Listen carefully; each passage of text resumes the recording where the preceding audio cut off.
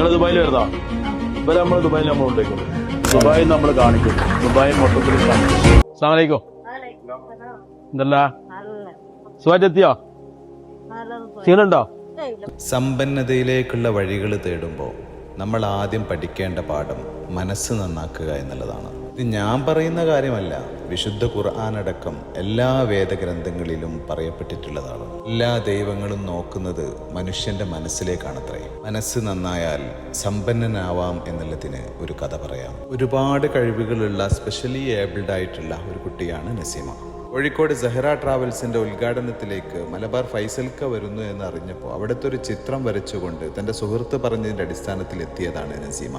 ഫൈസൽക്കയുടെ സ്നേഹവായ്പകൾ social മീഡിയയിലൂടെ എത്രയോ കണ്ടിട്ടുള്ള നസീമ വളരെ ബഹുമാനപൂർവ്വം ചിത്രം സമ്മാനിക്കുകയാണ്. ദുബായിൽ പോവാൻ ആഗ്രഹം പ്രകടിപ്പിച്ചപ്പോൾ ഒറ്റയടിക്ക് തന്നെ ഫൈസൽക്ക അത് സ്വീകരിക്കുകയായിരുന്നു. അവരുടെ കുടുംബത്തോടൊപ്പം നസീമയെ ദുബായിൽ നിന്ന് വളരെ സന്തോഷപൂർവ്വം കുടുംബസമേതം വരവേൽക്കുന്നത് നമ്മൾ കണ്ടു. ഫൈസൽക്കയുടെ മനസ്സിന്റെ നന്മ പറയാൻ ഇതിലും ഭേദപ്പെട്ടത് എത്രയോ ഉണ്ടായേക്കാം. പക്ഷെ അവിടെ ഞാനുണ്ടായിരുന്നു. സെഹ്റയുടെ ഉദ്ഘാടന ചടങ്ങിൽ ഞാനും സാക്ഷിയാണ്. നന്മയുള്ള മനസ്സുകൾക്ക് നല്ലതേ വരൂ. നമുക്കും നല്ലത് ഭവിക്കട്ടെ. Thank you.